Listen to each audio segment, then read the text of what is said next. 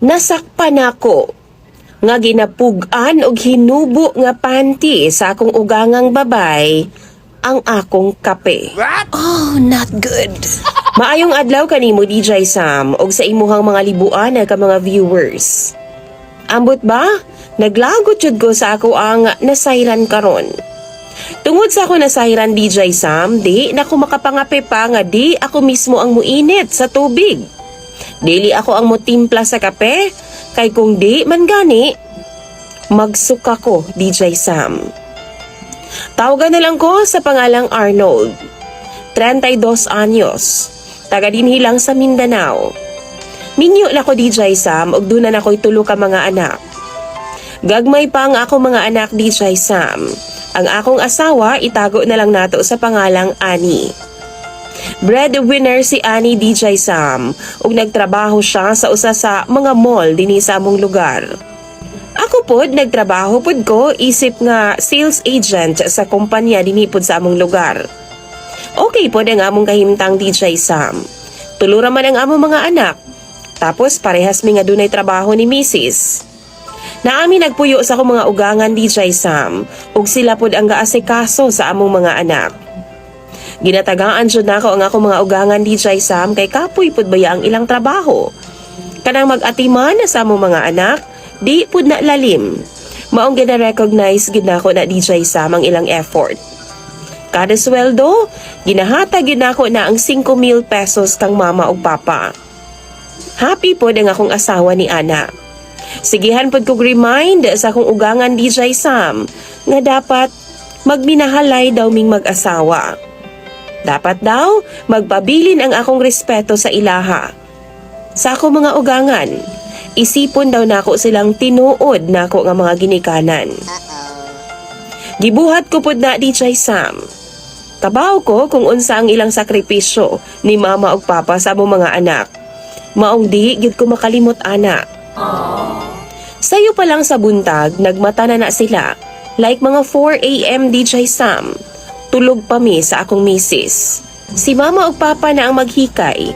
Kay pukawon mi nila no mga bandang 5:30 na sa morning. Luto na ang tanan.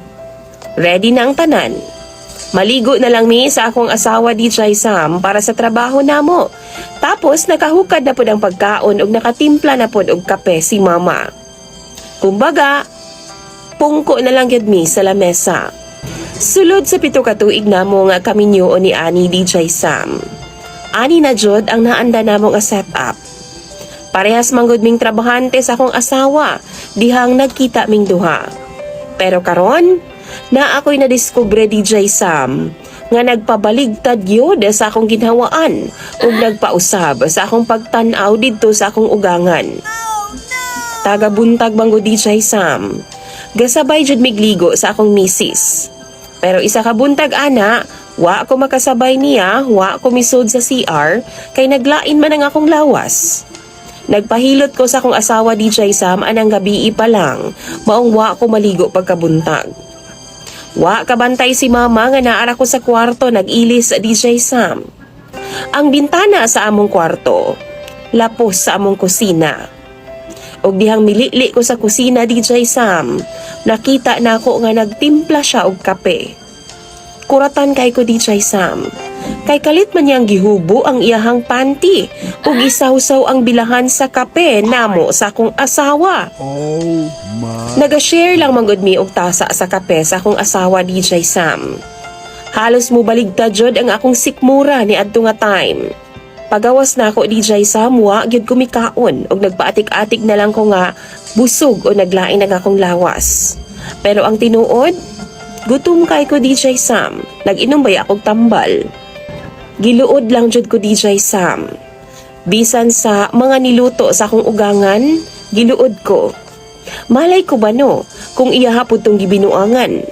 Tagabuntag DJ Sam, musayon akong matawag ako na gyud mismo ang muluto sa akong mga pagkaon. Pero naay time nga tungod sa kakapoy lagi, dugay ko makamata og nakaluto na si mama. Isa pa sa akong gikabalakan ha, basin makakaon ang akong mga anak sa iyang mga kabuang. Kabaw mo DJ Sam, pila ka beses na akong gusto sultian ang akong asawa bahin ni Ana. Pero gaduha-duha ko, Kay basin unyag lainon niya sa pagsabot. Kay kabaw na mo, bisan unsay mahitabo, ihabi ang mama no. Pero di jud ko mahimutang. Og halos di na ko mamaha og manihapon sa balay DJ Sam. Kay luodon gyud ko sa mga pagkaon sa among balay. Unsa ka ang akong angay buhaton no? Palihog daw bi, tambagi daw ko ninyo sa comments section. Ako nang pambasahon. Imong sender DJ Sam Arnold.